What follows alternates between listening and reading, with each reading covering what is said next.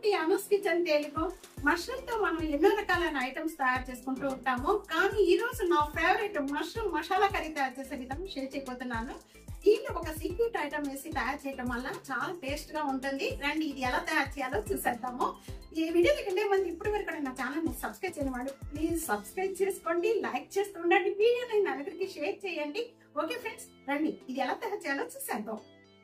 Hi friends, mushroom masala curry తయారు చేసుకోవడానికి ముందుగా ఇక్కడ నేను మష్రూమ్ 200 గ్రామ్స్ తీసుకున్నానండి. క్లీన్ చేసేసుకొని ఈ విధంగా పెట్టుకోవాలి. మసాలా కర్రీ తయారు చేసుకోవడానికి ముందుగా ఇక్కడ నేను పాన్ లో 1 table spoon oil, 1 table spoon ghee వేసుకోండి, చాలా టేస్ట్ గా ఉంటుంది.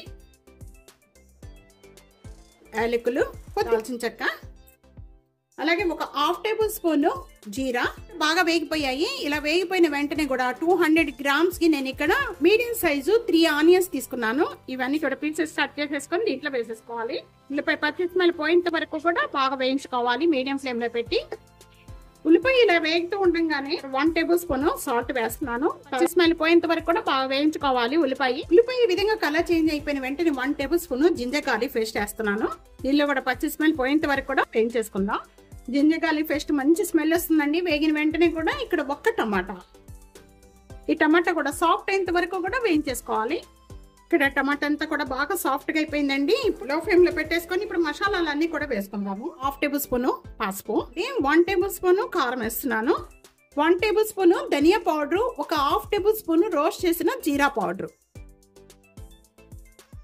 ఇక్కడ ఈ మసాలాలన్నీ కూడా వేసుకున్న వెంటనే కూడా ఒకసారి బాగా కలుపుకుందాము. ఈ మసాలాలు బాగా కలుస్తాకి కొద్దిగా ఒక 1/2 గ్లాస్ వాటర్ యాడ్ చేసుకుందాం. ఈ వాటర్ కూడా వేడి వాటర్ అండి, గోరువెచ్చని వాటర్ యాడ్ చేస్తున్నాను.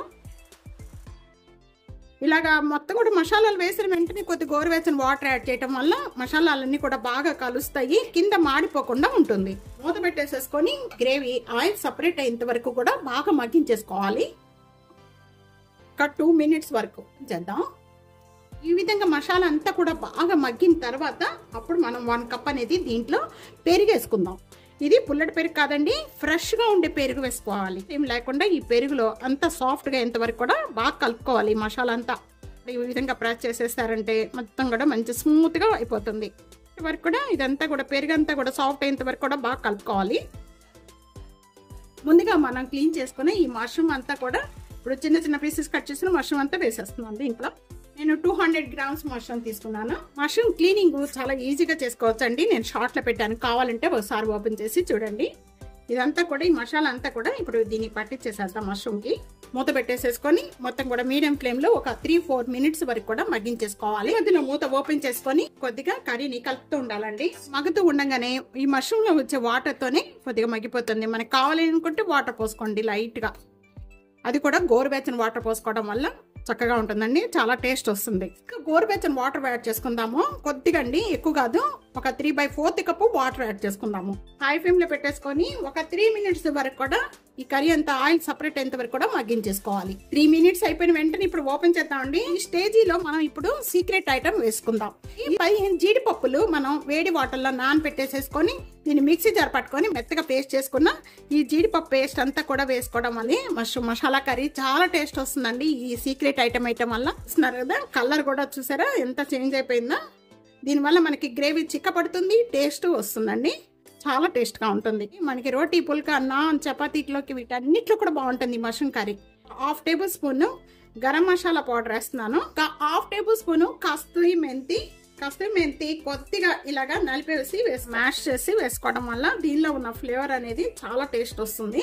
ఇలాగ మెత్తగా చేసి వేసుకోవాలి. చూసారా, గ్రేవీ అంతా కూడా ఈ విధంగా బాగా చిక్కబడిపోయిందండి. మష్రూమ్ మసాలా కర్రీ రెడీ అయిపోయింది. దించే ముందు కొద్దిగా చిన్న చిన్న పీసెస్ కట్ చేసిన కొత్తిమీర వేస్తున్నాను. నేను కూడా ఒకసారి విధంగా కలిపేసుకున్నాము. చూస్తున్నాను, ఇంకా నేను ఇక్కడ స్టవ్ ఆన్ చేసేస్తున్నాను. మష్రూమ్ మసాలా కర్రీ రెడీ అయిపోయిందండి. చూస్తుంటే ఎంత కలర్ఫుల్ గా ఉందో చూస్తున్నారా. ఇది అన్నిట్లో బాగుంటుందండి. తప్పకుండా ఈ రెసిపీ ఇదే విధంగా ట్రై చేయండి మీరు.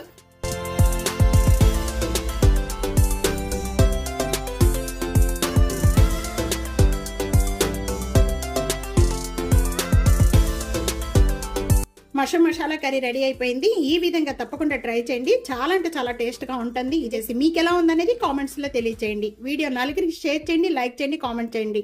టియానాస్ కిచెన్ సబ్స్క్రైబ్ చేసుకోవడం అవసరం మర్చిపోదు friends. Thank you for watching. Next వీడియోలో మళ్ళా కలుద్దాం. అంతవరకు సెలవు. బాయ్.